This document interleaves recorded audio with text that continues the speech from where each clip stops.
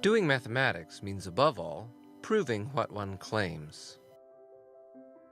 We've seen that stereographic projection sends circles on the sphere not going through the pole to circles in the plane. And now, we're going to prove it. Even though this has been known for many centuries, it is I, Bernhard Riemann, who will present this proof to you. I'm frequently honored because one speaks today of the Riemann sphere. Proving is much more than showing.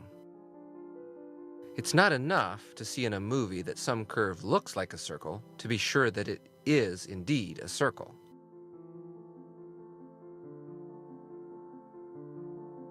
A mathematical proof must use reasoning to be convincing and must explain why it is indeed a circle. The great Euclid, during the 3rd century before Christ, formulated the rules of the mathematical game in his book, The Elements. A proof has to rely on facts that themselves have to be proved. But one has to start with something, so that some statements have to be accepted without proof. These are the axioms.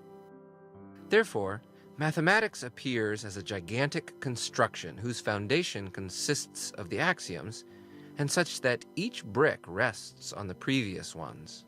In order to prove the theorem about the stereographic projection of circles, we should in principle start with the axioms. Of course, we have no time for that now. We'll assume we already know the theorems of geometry that are often studied in high school, and we'll prove this theorem.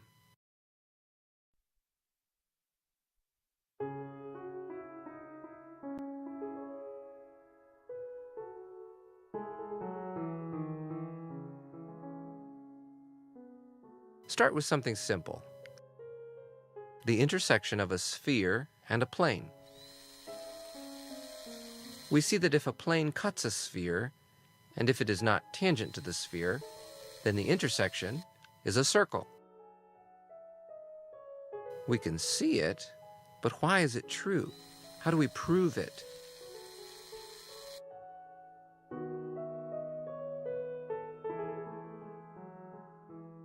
Let's consider an arbitrary plane colored in blue.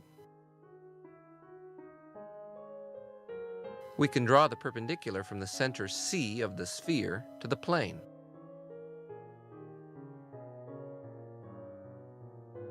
Let's call P the foot of this perpendicular. Consider 2 points, A and B, on the intersection of the sphere and the plane.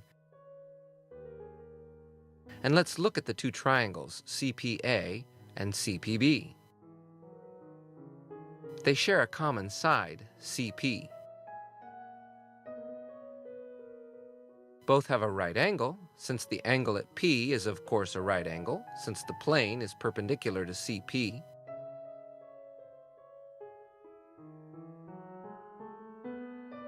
But note that the hypotenuses AC and BC have the same length because A and B are on the sphere and thus sit at the same distance from the center C. But recall the Pythagorean theorem. Since our 2 right triangles have 2 sides of the same length, their 3 sides have the same length. Hence we've proved that PA and PB have the same length. That is, that A and B are on the same circle with center P in the blue plane. Therefore, we proved that all points which are both on the sphere and the plane belong to some circle. Does that imply that all points on this circle are on the sphere and on the plane? A priori, no. We still have to prove it.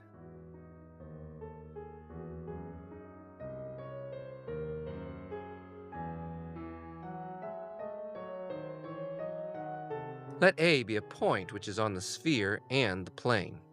Consider the circle in the blue plane with center P and that goes through A. We'll prove that this circle is contained in the sphere.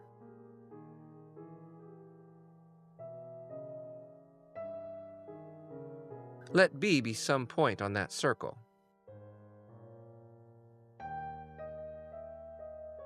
Look at the two triangles CPA and CPB.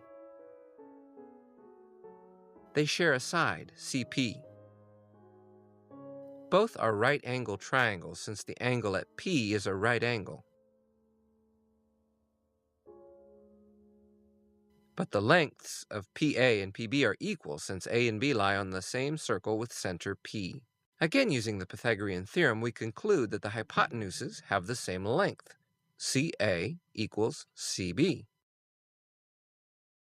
This means that the point B also lies on the sphere, since it sits at the same distance from C as A.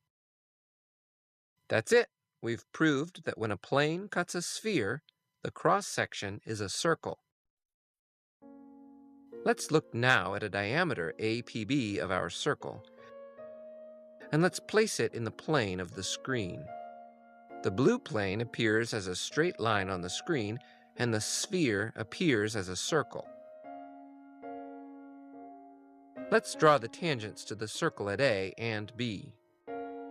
They intersect in a point S. Of course, the line CS is again a symmetry axis for our figure. Why? Well, because the triangles CAS and CBS are equal.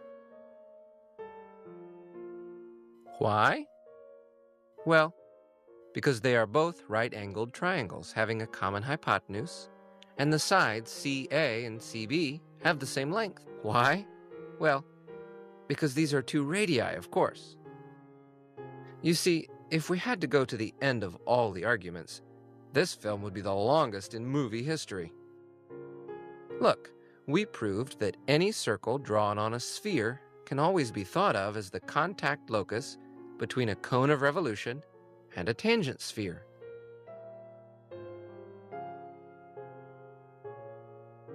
If you like, the sphere is like ice cream in a cone. Well, we shouldn't forget what our aim is, to show that stereographic projection carries circles onto circles. Let's first prove what mathematicians call a lemma. Here is the tangent plane to the sphere at some point A, seen from the side.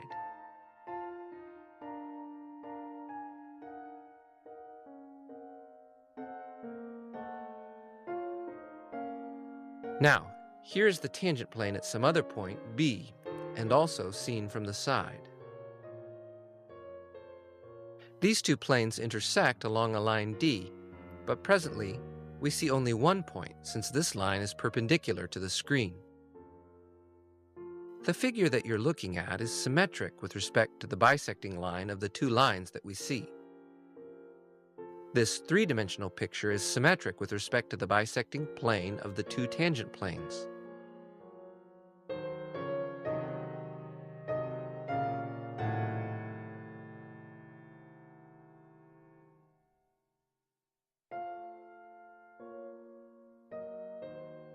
Choose some plane containing the segment AB. It intersects the line D in a point M, unless it is parallel to D, of course. The figure's symmetry with respect to the bisecting plane shows that AM and BM have the same length. The triangle ABM is isosceles. Voila! That was our lemma. Now we can prove our theorem using what we just learned. Consider a circle on the sphere which does not go through the North Pole. We want to show that its projection is a circle.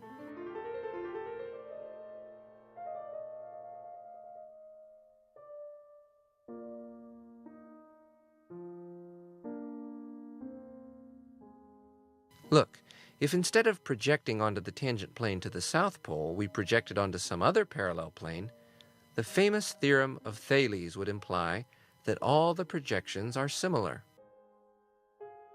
Hence, in order to prove our theorem, we may choose the projection plane as we wish. as long as it is parallel to the tangent plane to the South Pole, of course. So let's place our yellow circle in a cone. Remember, the ball of ice cream in a cone with vertex S. Well, we are going to project onto the horizontal plane through S.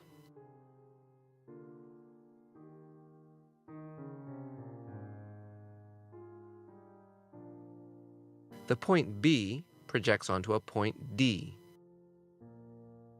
But look at the figure. The triangles AMB and DSB are similar.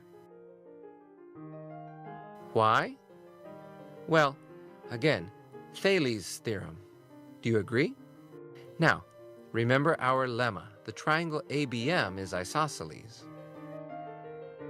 Hence, the same is true for the triangle BDS, so that BS has the same length as DS.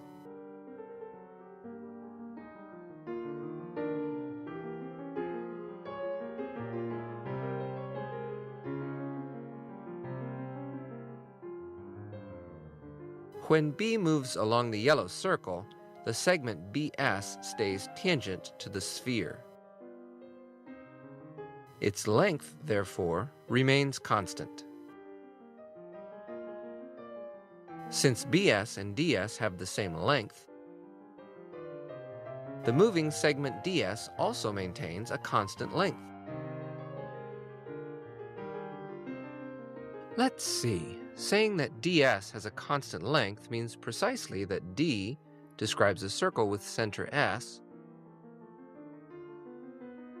so that the projection of our yellow circle on the horizontal plane through S is contained in a circle.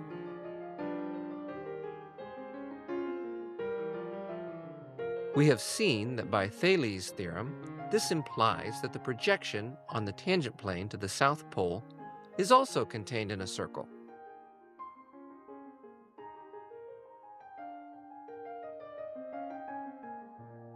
And this is what we wanted to prove.